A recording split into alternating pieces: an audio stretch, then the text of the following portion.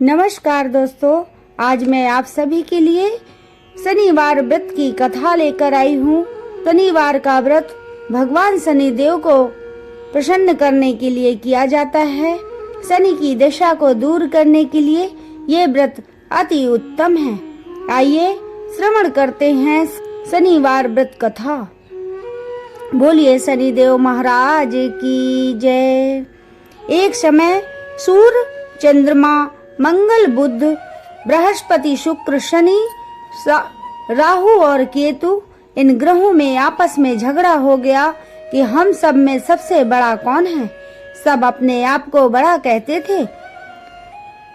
जब आपस में कोई निश्चय ना हो सका तो सब के सब आपस में झगड़ते हुए इंद्र के पास गए और कहने लगे कि आप सब देवताओं के राजा हो, इसलिए आप हमारा न्याय करके बताओ कि हम नवों ग्रहों में सबसे बड़ा कौन है।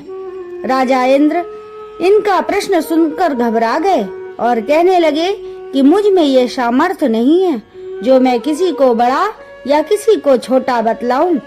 मैं अपने मुख से कुछ नहीं कह सकता। हाँ, एक उपाय अवश्य बता सकता हूँ।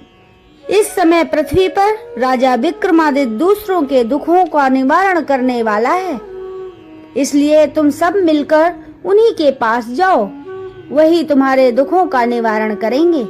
ऐसा वचन सुनकर सभी ग्रह देवता चलकर भूलोक में राजा विक्रमादित्य की सभा में जाकर उपस्थित हुए और अपना प्रश्न राजा के सामने रखा। राजा उनकी बात सुनकर बड़ी चिंता में पड़ गए कि मैं अपने मुख से किसको बड़ा और किसको छोटा बतलाऊं।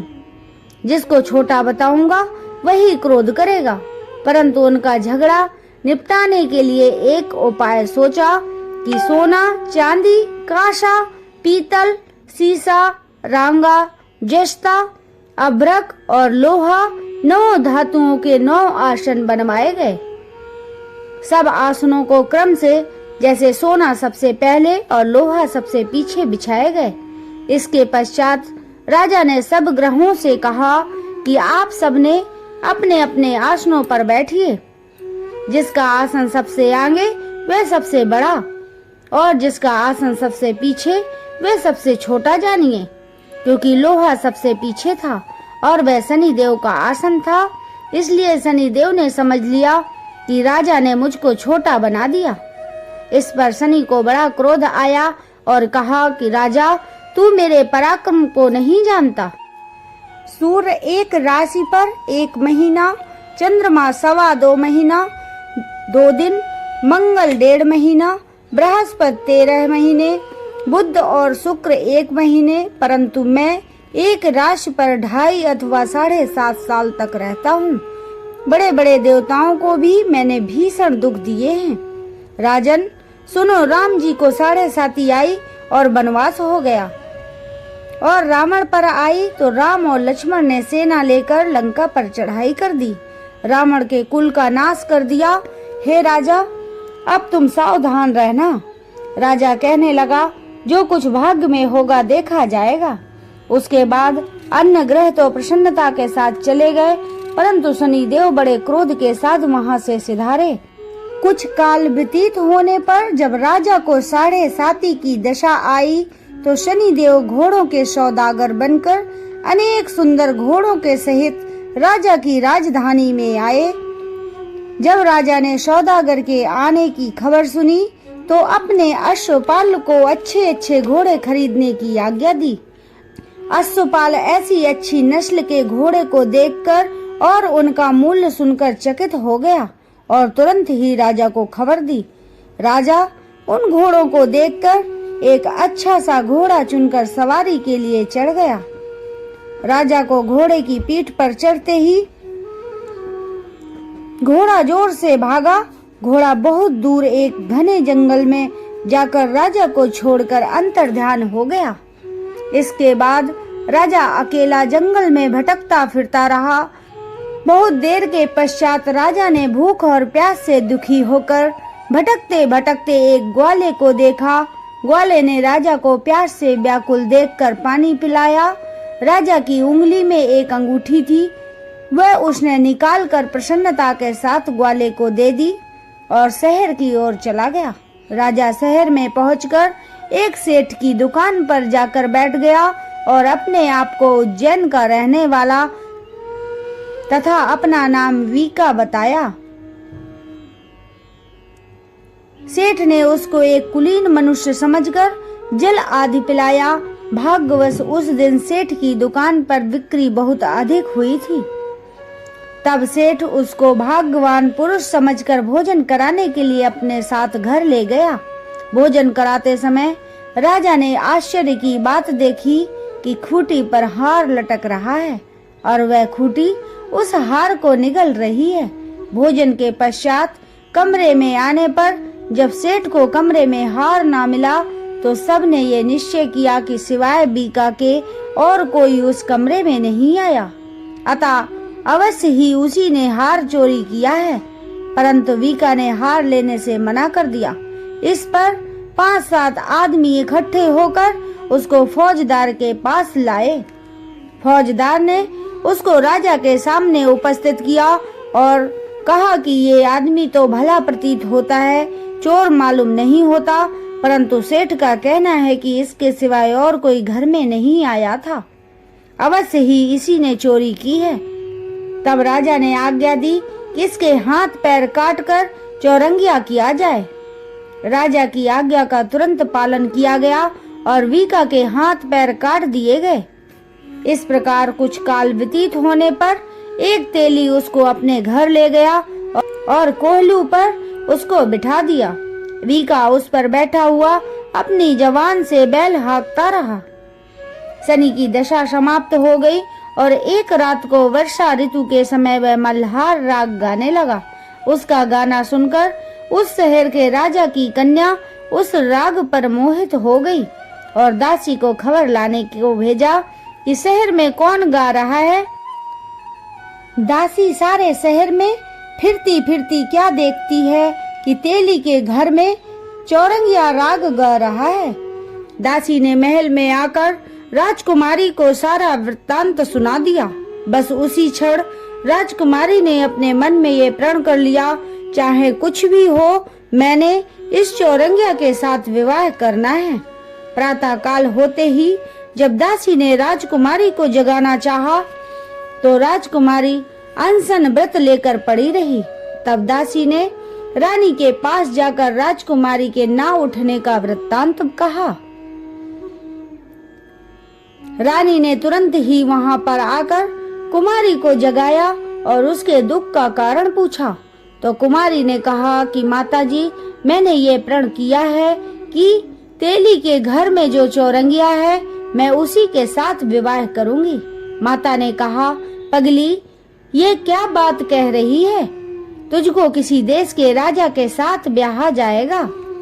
कन्या कहने लगी, माताजी, मैं अपना प्रण कभी नहीं तोड़ूंगी। माता ने चिंतित होकर यह बात राजा को बताई। तब महाराज ने भी आकर यह समझाया कि मैं अभी देश देशांतर में अपने दूतों को भेजकर सुयोग्य रूपवान एवं बड़े से बड़े गुणी राजकुमार के साथ तुम्हारा विवाह कराऊंगा। ऐसी बात तुमको कभी नहीं विचारनी चाहिए। कन्या ने कहा, पिताजी, मैं अपने प्राण त्याग दूंगी, परंतु दूसरे से विवाह नहीं करूंगी। इतना सुनकर राजा ने क्रोध से कहा, यदि तेरे भाग्य में ऐसा ही लिखा है तो तेरी जैसी इच्छा हो वैसा ही कर। राजा ने तेली को बुलाकर कहा कि तेरे घर में जो चौरंगिया है उसके साथ मैं अपनी कन्या का विवाह करना चाहता हूँ। तेली ने कहा कि ये कैसे हो सकता है? कहाँ आप हमारे राजा और कहाँ मैं एक नीच तेली। परंतु राजा ने कहा कि भाग्य को लिखे को कोई टाल नहीं सकता।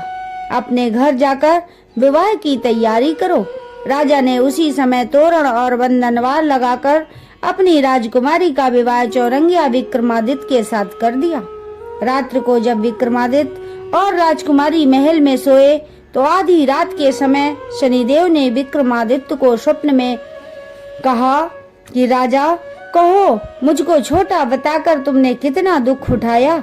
राजा ने क्षमा मांगी। शनिदेव ने प्रसन्न होकर विक्रमादित्य को हाथ पैर दिए। तब राजा ने कहा, महाराज, मेरी प्रार्थना स्वीकार करें। कि जैसा दुख आपने मुझे सौंप दिया ऐसा और किसी को ना दें। शनिदेव ने कहा कि तुम्हारी ये प्रार्थना स्वीकार है। जो मनुष्य मेरी कथा सुनेगा या कहेगा उसको मेरी दशा में कभी किसी प्रकार का दुख नहीं होगा, और जो नित्य ही मेरा ध्यान करेगा या चींटियों को आटा डालेगा उसके सब मनोरथ पूर्ण होंगे। इतना कहकर शनिदेव अपने धाम को चले गए।